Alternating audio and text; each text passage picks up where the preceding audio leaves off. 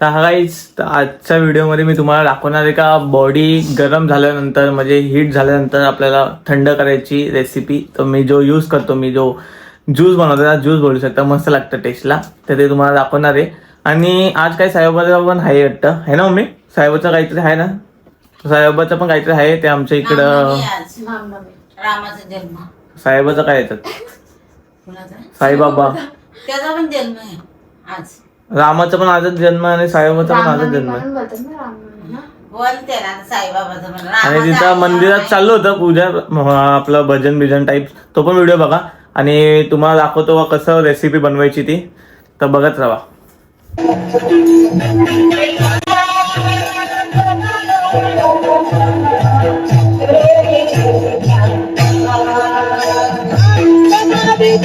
तर गाईस, तुम्हाला मी आता रेसिपी दाखवणार आहे ज्याच्याने बॉडी थंडी करू शकता तुम्ही. ते तर बघू शकता.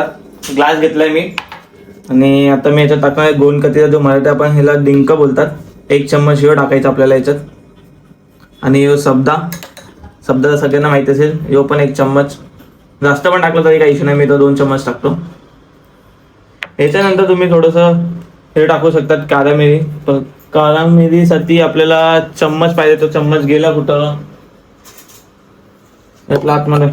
ह्यो मोठा चम्मच खूप जास्त होईल गाईस, म्हणून थोडासा छोटा चम्मच घेतोय मी. त्याच्या आतमध्ये राहिलाय, काढतोय मी आता. तर ह्यो पण 1 चम्मच घेऊ शकता तुम्ही, म्हणजे घ्यायलाच लागेल असं नाही का नाही घेऊ शकत, थोडं कमी. तर ह्यो पण 1 चम्मच बघू शकता तुम्ही. आणि ह्यो काय होतं, काला मिरी ह्यो काला मिरीचा पण 1 चम्मच. ह्यो काला मिरी आणि ह्यो विसरून गेलो मी नाव, जिरा पावडर. हा गाईस, रोस्टेड जिरा म्हणजे गरम करून केलेला आहे हा का ह्यो पावडर. आणि आपला मोठा चम्मच घ्यायचा आहे आणि ह्यो पण 1 चम्मच टाकायचे. काला मीठ दगड आले, दगड थोडस जास्त टाकतो मी. टेस्टला चांगलं लागतं काला मीठ, त्यांना माहिती असेल. थोडं अजून टाकून यायला येत पण नाही. ठीक आहे. हे सगळं टाकल्यानंतर गाईस, तुम्हाला 1 चम्मच गुळ टाकायचे. गुळ माहिती आहे ना तुम्हाला, हे 1 चम्मच टाकायचं. 1 चम्मच हा पूर्ण भरून तुम्ही टाकू शकता, जास्त पण नका टाकू, गुळ पण गरम असतं. 1 चम्मच गुळ. त्याच्यानंतर लिंबूचं पाणी, लिंबू असतात निपलायचं, त्याचं पाणी टाकायचं. लास्टला चिल्ड पाणी टाकायचं. चिल्ड एकदम थंड पाणी आपण काढूया.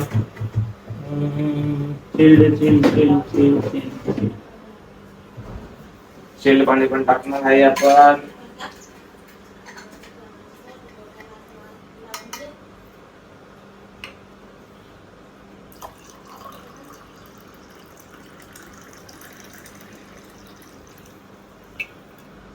चिल्ड पाणी पण टाकले.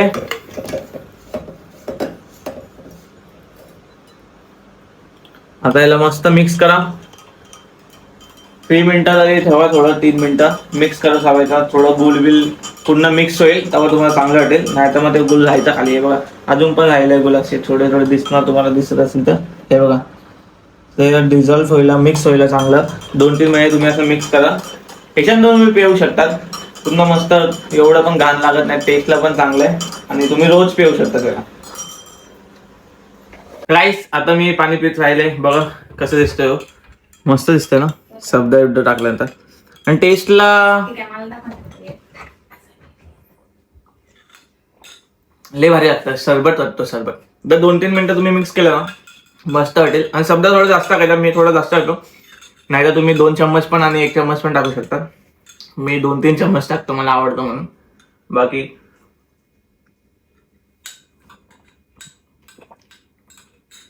थोडं चिल्ड करायसाठी तुम्ही बर्फचे क्यूब्स पण टाकू शकता.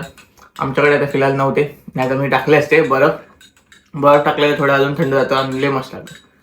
फिलहालसाठी नाही, मला एक ब्लॉग बनवायचा पण तर विचार नाही येते. तर ह्यो ब्लॉग असाच संपवला. फिलहालसाठी बाय.